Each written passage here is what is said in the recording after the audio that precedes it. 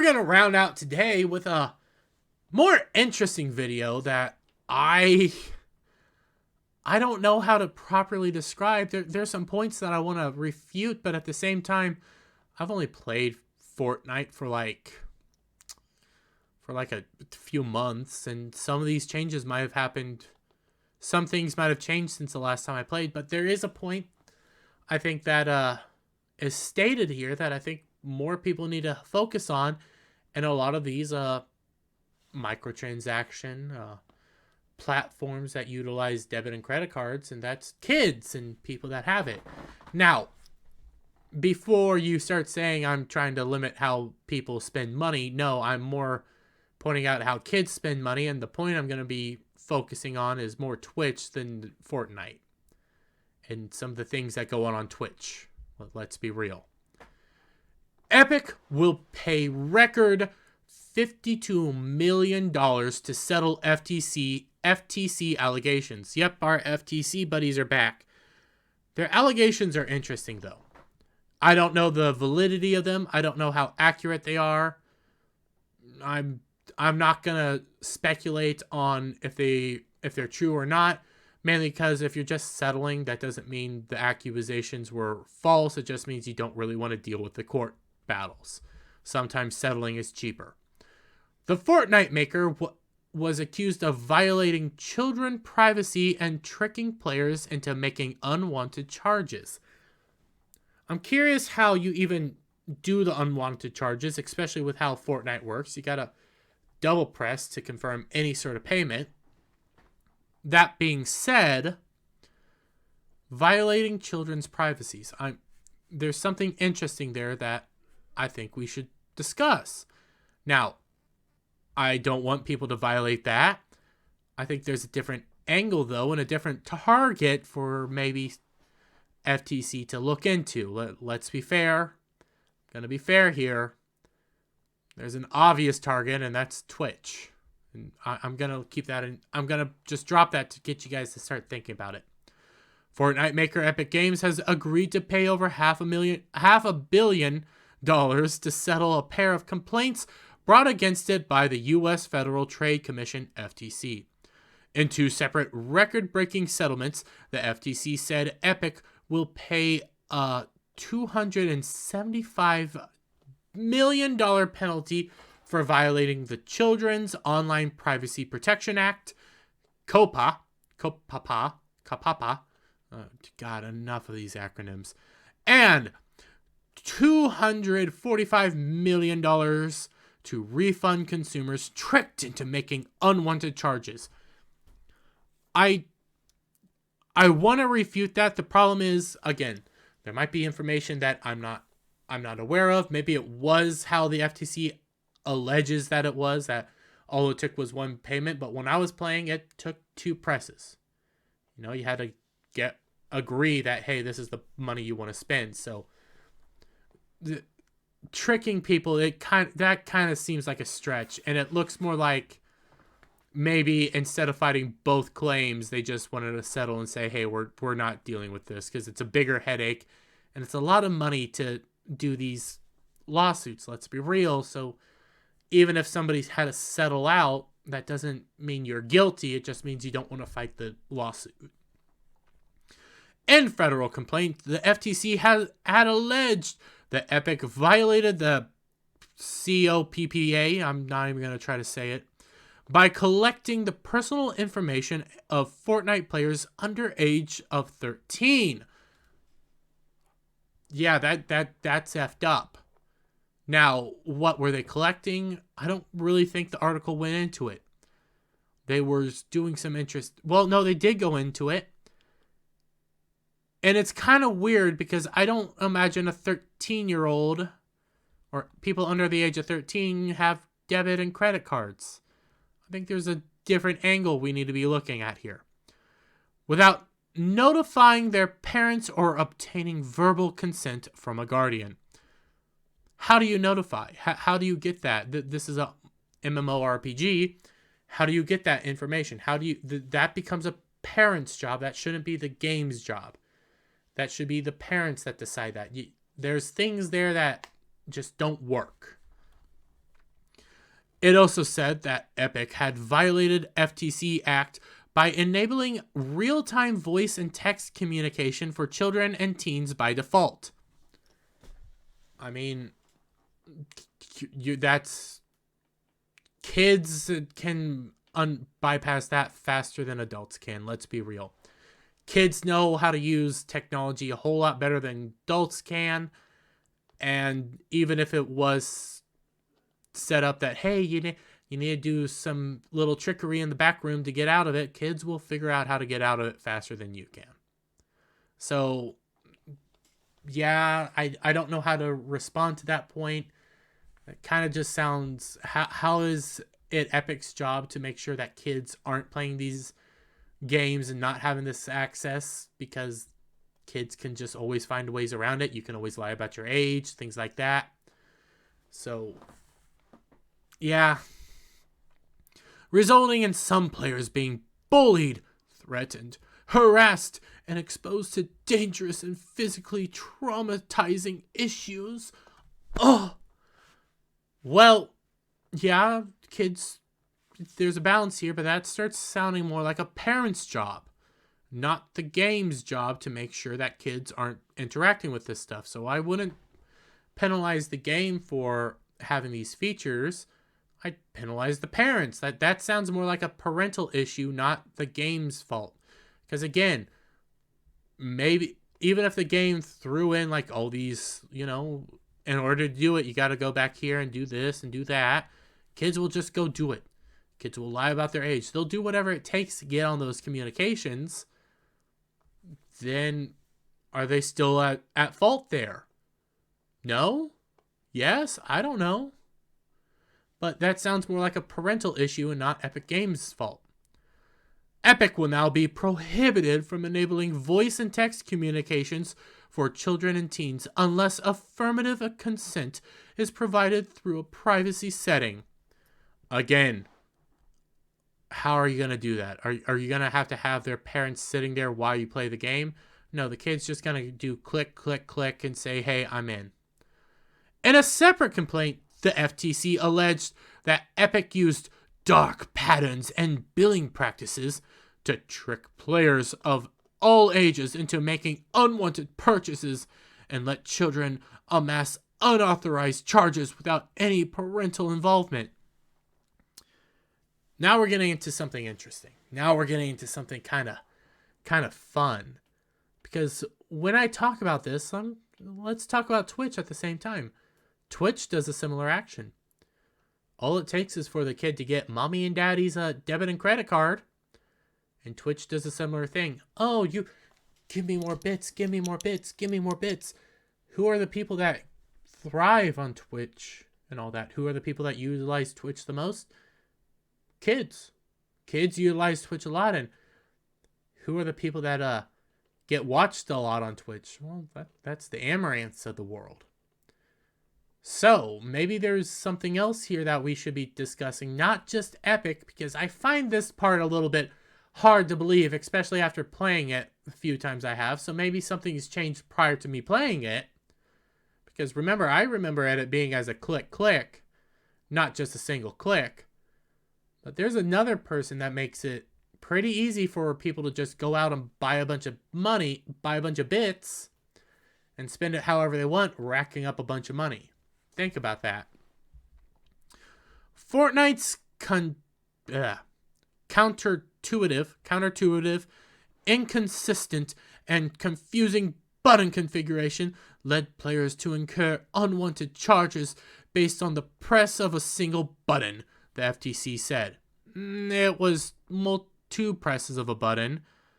And yeah, I'll say their button layout is kind of messy, but so what? I find it very hard to believe that people are just accidentally buying a bunch of the stuff on Epic or accidentally buying the stuff on Twitch. It kind of seems purposeful. For example, players could be charged while attempting to wake the game from sleep mode. I've never seen that. Somebody's gonna have to show me evidence of that one. While the game was in loading screen. What? Well, possibly. Possibly because of how long it lags and stuff. Or by pressing adjust adjacent, I don't know, button while attempting simply to preview an item. Yeah, but that's, from my understanding, it's a 2-click system. So you have to click the item, you then have to click buy, and from there it says, hey, are you sure you want to buy this? So I don't fully buy on all this. I'm going to need somebody to show me evidence of any of this going down. Because that seems to be a stretch for me. Up until 2018, Epic also allowed children to buy Fortnite in-game currency by simply pressing buttons without requiring any parental or cardholder action or consent. Well, there's other platforms that do that. Like I said, Twitch. Now, I'm not trying to go after the Twitch users, but I'm pointing out that the audience on Twitch is usually younger. Some of the biggest people on Twitch are the Amaranths of the world. The way Amaranths of the world work is it's kind of a predatory, toxic circle of events, and a lot of their viewers are kids. Let's be fair here. We gotta be fair across the board. Twitch is also in all this. They also say, hey, kids, get the card, and then just rack up the money. Because let's be fair, you're always gonna find the ways around this stuff. The FTC claimed that Epic ignored more than 1 million user complaints over players being wrongfully charged. I mean, that sounds wrong because I would think maybe a complaint, there are wrongful charges and mess ups. So again, I'm going to have to see evidence. All these are claims. We got to remember this. These aren't claims. These aren't definitive. All Epic did was settle because oftentimes it's easier to settle than going through court. It also alleged that Epic locked the accounts of players who disputed unauthorized charges with their credit card companies. Again, I'm going to have to see evidence of that. You're going to have to play that out all in tape. Again, also, like I said just a little bit ago, these are allegations. These are what the FTC said, and these lawsuits, the settlement doesn't mean they're true, just means Epic didn't want to fight. Epic just didn't want the headache. Because these aren't easy. Lawsuits aren't easy. They're long, they're drawn out, and they cost a lot more money. Honestly, spending $500 million is probably the cheapest way to get out of this. It was probably going to cost several $1 billion to go through this whole lawsuit. Downside is you get articles like this where it kind of starts saying that Epic was doing this versus these are the allegations. Meaning they were blocked from accessing any content they had purchased. Again, I'm going to have to see evidence. If it's true, effed up. Major F up. That's sick. That's not fun. If it's just an allegation, we're going to have to see something. Because how do I know that these people aren't just actually spending a bunch of money, disputing it with their card, and then Epic is getting screwed out of money? How do I know that's not happening? How do I know people aren't just cheating Epic? That's a factor that you have to take into all this. So, going forward, it will be prohibited from doing so. How? What? So, again, like I just laid out. So you're telling me it's okay for a bunch of people to rack up a bunch of money on their credit card, say, hey, you know what? We did wrong. These were unauthorized, going through the credit card company instead of going through Epic. And then Epic just has to deal with the losses? Are they going to take away the items? What's going to go on there? Questions that need to be answered. As our complaint note, Epic used privacy invasive default settings and deceptive God, they have to use these big words. interfaces that tricked Fortnite users, including teenagers and children, said the FTC chair Lina Khan. I could say the same to Twitch.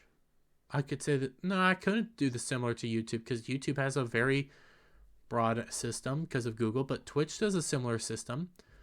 All it takes is for little Johnny or little Timmy to get mommy and daddy's credit card, and there it is.